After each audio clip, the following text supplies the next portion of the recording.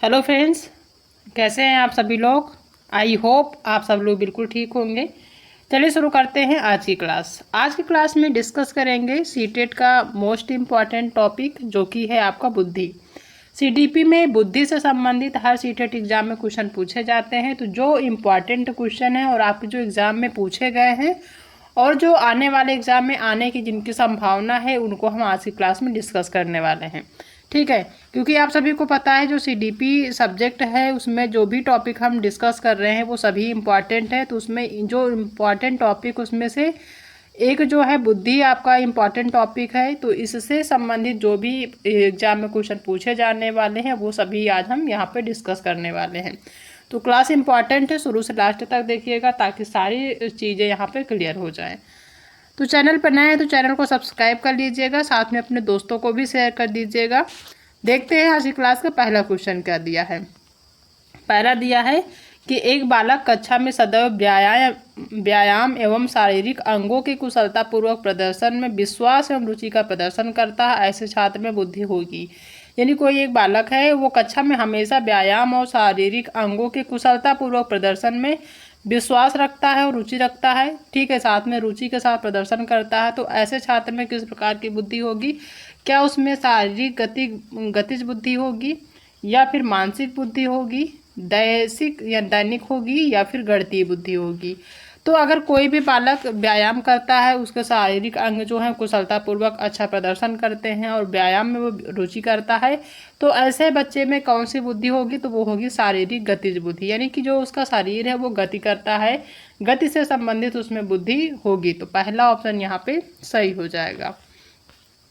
Next question है कि Harvard gardener के बहुआयामी बुद्धि के सिद्धांत के अनुसार निम्नलिखित में से किसका प्रयोग दृष्टिगत जगत को सही तरह से अनुभव करने की योग्यता और अपने आरंभिक अनुभवों में परिवर्तन लाने की योग्यता के लिए किया जाता है? क्या वो शारीरिक गतिबोधक बुद्धि होता है या फिर स्थानिक बुद्धि होता है, तार्किक गणितीय या गणन बुद्धि होता है या फिर अंतः वैयक्तिक बुद्धि होता है? यानी हार्वर्ड गार्डनर के बहुआयामी बुद्धि के सिद्धांत के अनुसार निम्नलिखित में से किसका प्रयोग दृष्टिगत जगत को सही तरह से अनुभव करने की योग्यता और अपने आरंभिक अनुभवों में परिवर्तन लाने की योग्यता के लिए किया गया है? तो कौन सी उसमें बुद्धि होगी? तो उसमें होगी कौन सी? स्थानिक बुद्धि। ठीक है, ऐसे में कहाँ कौन सी बुद्धि होगी? स्थानिक बुद्धि होगी। इसका सेकंड ऑप्शन सही हो जाएगा। नेक्स्ट क्वेश्चन है कि अमूर्त बुद्धि किसी व्यक्ति की मदद करती है। जो अमूर्त बुद्धि होती है वो किस प्रकार की व्यक्तियों की मदद करती है? इंजीनियरिंग बनाने में या फिर किसी भी समस्या को सुलझाने में, औद्योगिक कार्यकर्ता बनने में या फिर सामाजिक कार्यकर्ता बनने में। अमूर्त बुद्धि जो होती है किसी व्यक्ति को मदद करती है किसी भी समस्या को सुलझाने में अमूर्त बुद्धि क्या करती है? हेल्प करती है। ठीक है। नेक्स्ट क्वेश्चन है कि कौन सी व्याख्या हार्वर्ड गार्डनर द्वारा प्रतिपादित तार्किक गणितीय बुद्धि का आलेख करती है? कौन सी व्याख्या हार्वर्ड गार्डनर द्वारा प्रतिपादित तार्किक गणितीय बुद्धि का आलेख करती है? पहला है कि मानवीय अस्तित्व के मामलों पर सोचने का सामर्थ्य व संवेदनशीलता। ठीक है, पहला ऑप्शन है। दूसरा है कि ध्वनि व ताल के प्रति संवेदनशीलता। तीसरा है स्थानीय के पैटर्न को पहचानने व उसमें फेरबदल करने की क्षमता या फिर समस्याओं को तर्कपूर्ण तरीके से विश्लेषण करने व मसलों को वैज्ञानिक दृष्टि से विवेचन करने की क्षमता। बिल्कुल सही, इसका फोर्थ ऑप्शन यहाँ पे सही हो जाएगा। एकाधिक बुद्धिमानी का सिद्धांत क्या कहता है? तो एक से अधिक बुद्धिमानी का सिद्धांत क्या कहता है? इसका मतलब एकाधिक ही अपने आप में बता रहा है कि एकाधिक मतलब एक से अधिक। तो एक से अधिक बुद्धिमानी का सिद्धांत क्या कहता है कि प्रभावी अध्ययन के द्वारा बुद्धि बढ़ाई जा सकती है? बिल्कुल नहीं। बुद्धि तेजी से बढ़ाई जा रही नहीं, बुद्धि कई प्रकार की हो सकती है। ये हाईलाइट है, बुद्धि कई प्रकार की हो सकती है। इसका मतलब यानी एकाधिक बुद्धिमानी मतलब एक से अधिक बुद्धि, यानी कि बुद्धि जो हो कई प्रकार की हो सकती है। थर्ड ऑप्शन इसका सही हो जाएगा। नेक्स्ट क्वेश्चन है कि हार्वर्ड गार्डनर के सिद्धांत में बुद्धि वाले व्यक्ति वनस्पतियों और जीवों की विभिन्न प्रजातियों की सुंदरता को पहचान सकते हैं और जान सकते हैं। किस प्रकार से जान सकते हैं? स्थानिक से या प्रकृतिवादी से या फिर संगीतमय से या फिर अलग अंतर्वैयक्तिक होगा। ठीक है, हार्वर्ड गार्डनर के सिद्धांत में बुद्धि वाले व्यक्ति वनस्पतियों और जीवों की विभिन्न प्रजातियों की सुंदरता को कैसे पहचान सकते हैं अगर वो प्रकृतिवादी हैं? तो बिल्कुल सही होगा। ठीक है, प्रकृतिवादी प्रकृति के अंतर्गत ही वनस्पति या जीव आते हैं या फिर उनकी जो प्रजातियां आती हैं, तो प्रकृतिवादी बुद्धि होगा, तब जो है वो व्यक्ति उस जो है उसको पहचान पाएगा। नेक्स्ट क्वेश्चन है कि हार्वर्ड गार्डनर के बुद्धि के सिद्धांत में शरीर और वस्तुओं दोनों को कुशलतापूर्वक उपयोग करने की क्षमता को कौन सी बुद्धि कहा जाता है?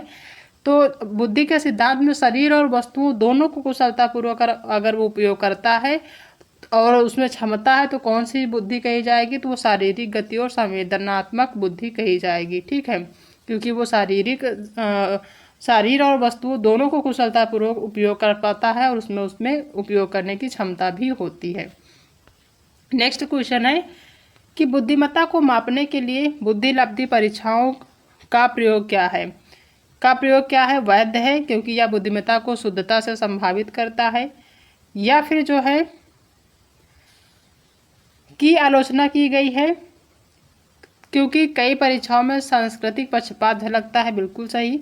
बुद्धिमत्ता को मापने के लिए बुद्धिलब्धि परीक्षाओं के प्रयोग की आलोचना की गई है क्योंकि कई परीक्षाओं में सांस्कृतिक पक्षपात झलकता है। ठीक है। तीसरा कि विद्यार्थियों को उनकी शिक्षणीयता के लिए स्पष्ट वर्गों और श्रेणियों में भेद करने में सहायक है।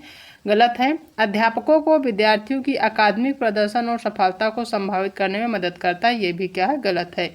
इसका सेकेंड ऑप्शन यहाँ पे सही हो जाएगा। ऐसे लोग जिनका IQ 90 से 109 के मध्य होता है उनकी बुद्धि होती है। ठीक है, यहाँ से क्वेश्चन पूछा जाता है किसी भी बच्चे का या किसी भी व्यक्ति का जो IQ लेवल है अगर वो 90 से 109 रेंज के मध्य होता है तो उसमें बुद्धि किस प्रकार की होती है? क्या उसमें श्रेष्ठ बुद्धि होगी? क्या उसको श्रेष्ठ बुद्धि कहा जाएगा? या फिर सामान्य से उच्च बुद्धि होती है, या फिर औसत बुद्धि होती है, या फिर अल्प बुद्धि होती है? तो अगर किसी भी बालक में या किसी भी व्यक्ति में उसका IQ लेवल 90 से 109 के बीच है तो उसको किस प्रकार की बुद्धि उसमें कहा जाएगा? तो उसमें औसत बुद्धि कही जाएगी कि इसमें जो बुद्धि है औसत बुद्धि है। ठीक है ना, तो बहुत कम है ना बहुत ज़्यादा है, सामान्य से बुद्धि कह सकते हैं, औसत बुद्धि है। इसका सी ऑप्शन सही हो जाएगा। नेक्स्ट क्वेश्चन है कि कौन सा विकल्प बुद्धि प्रकार के लिए हार्वर्ड गार्डनर के अनुसार सही है? बुद्धि के प्रकार के लिए हार्वर्ड गार्डनर के अनुसार कौन सा सही है ये बताना है। चिकित्सक, जीव विज्ञानी, वाद्य यंत्र विशेषज्ञ, पहला ऑप्शन है। दूसरा है कि कसरती रचनात्मक अभिव्यक्तिशील, और तीसरा है व्यावहारिक विश्लेषक रचनात्मक, और चौथा अंतःवैयक्तिक प्रकृतिवादी शारीरिक रूप से क्रियाशील। बिल्कुल सही।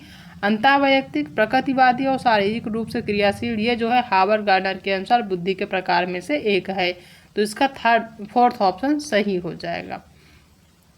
नेक्स्ट क्वेश्चन है कि बहुबुद्धि सिद्धांत के प्रतिपादक कौन है? मोस्ट इंपॉर्टेंट क्वेश्चन है। जो बहुबुद्धि है, एक से अधिक बुद्धि के जो सिद्धांत है उसके प्रतिपादक कौन है? क्या वो गिलफर्ड है, या फिर गार्डनर है, बिने हैं, या फिर इनमें से कोई नहीं? तो बहुबुद्धि सिद्धांत के जो प्रतिपादक माने जाते हैं वो कौन माने जाते हैं? वो माने जाते हैं बिने साहब। ठीक है, ध्यान रखना है बहुबुद्धि सिद्धांत के प्रतिपादक कौन है, तो ये हैं बिने।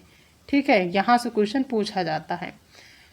नेक्स्ट क्वेश्चन है कि बुद्धि में शामिल है, जो बुद्धि है उसमें क्या शामिल है ये बताना है। पहला कि समस्याओं के नवीन भौतिक उत्तर देने के लिए एक व्यक्ति की क्षमता शामिल है, या फिर किसी प्रश्न विशेष का एक ही उत्तर देने की योग्यता शामिल है, या फिर योग्यताओं का समूह जो व्यक्ति को सीखने में मदद करता है, या फिर अनुभव के परिणाम स्वरूप व्यवहार में स्थायी परिवर्तन है। बुद्धि में क्या शामिल है? योग्यताओं का समूह जो व्यक्ति को सीखने में मदद करता है। ठीक है, किसी भी व्यक्ति में जो बुद्धि होती है उसमें क्या शामिल होता है? योग्यताओं का समूह शामिल होता है जो व्यक्ति को सीखने में मदद करता है। ठीक है, सी ऑप्शन सही हो जाएगा। नेक्स्ट क्वेश्चन है कि हार्वर्ड गार्डनर के बहुबुद्धि सिद्धांत के अनुसार निम्नलिखित में से कौन सा जोड़ा बुद्धि के प्रकार और अंतःस्थिति अनुपालन संभावना के अनुसार सही है? कौन सा सही है? पहला कि बुद्धि का प्रकार, दूसरा भाषिक, अंतःस्थिति, अनुपालन संभावना, या फिर लेखापल। तो पहला ही ऑप्शन यहाँ पे क्या हो जाएगा? सही हो जाएगा।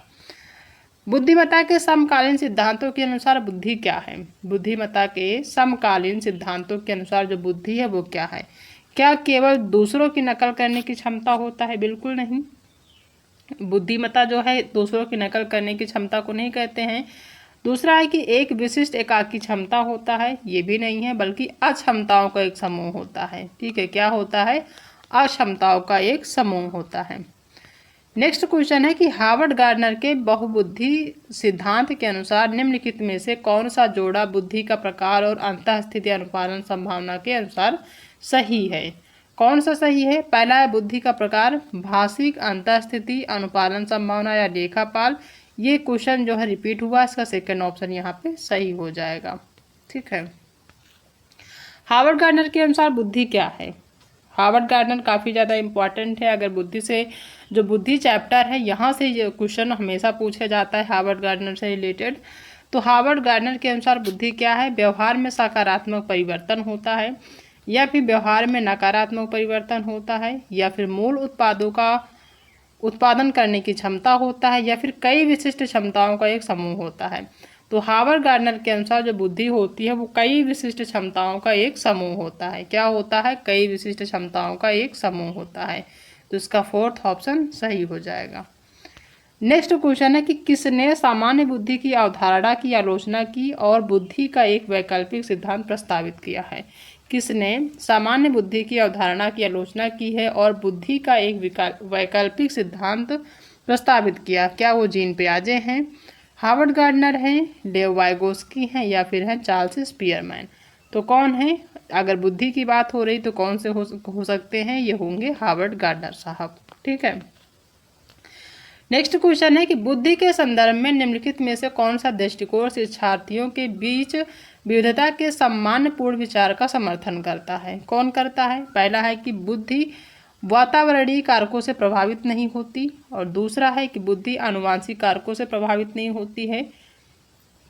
तीसरा है कि बुद्धि को मापने के लिए बुद्धि लब्धि परीक्षण ही एकमात्र साधन है। बिल्कुल नहीं, बुद्धि बहुआयामी है। जी हाँ, और समय के साथ बदलती रहती। बुद्धि जो है वो कई प्रकार की होती है, बहुआयामी होती है, और समय के साथ साथ जैसे जैसे समय बीतता है बुद्धि का जो लेवल होता है, बुद्धि होती है, बदलती रहती है। तो ये ऑप्शन इसका सही है, ये जो है सही समर्थन करता है। फोर्थ ऑप्शन सही हो जाएगा।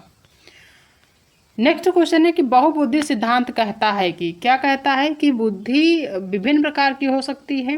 पहला ऑप्शन है, तो बिल्कुल सही है। बहुबुद्धि सिद्धांत का मतलब ही होता है कि बुद्धि एक प्रकार की नहीं बल्कि कई प्रकार की होती। बहुबुद्धि मतलब एक से अधिक प्रकार की बुद्धि। तो बहुबुद्धि सिद्धांत क्या कहता है? कि बुद्धि विभिन्न प्रकार की हो सकती है। सही है। बुद्धि को तेज नहीं किया जा सकता, गलत है। बुद्धि को सटीक रूप से मापा नहीं जा सकता, मापा जा सकता, तभी तो हम बता पाते हैं कि इस बच्चे में इसका जो बुद्धि लेवल है, IQ है, कितना है।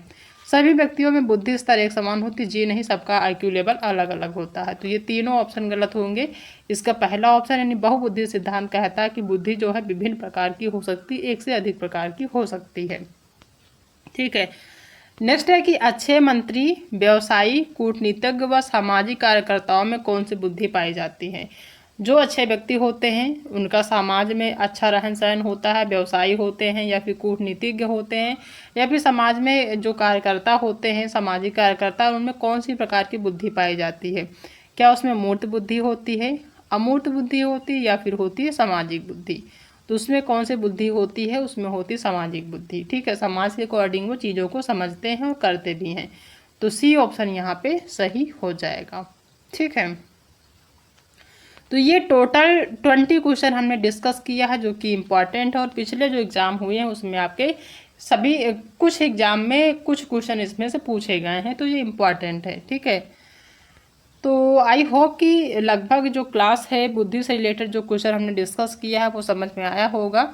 अगर आप सभी को आज की क्लास पसंद आई है तो क्लास को लाइक करिएगा, अपने दोस्तों में शेयर करिएगा, और अगर आप चैनल पर पहली बार विजिट कर रहे हैं तो चैनल को सब्सक्राइब करना बिल्कुल भी मत भूलिएगा। ठीक है, तो मिलते हैं नेक्स्ट क्लास में एक नए टॉपिक के साथ। तब तक अपना ध्यान रखिएगा।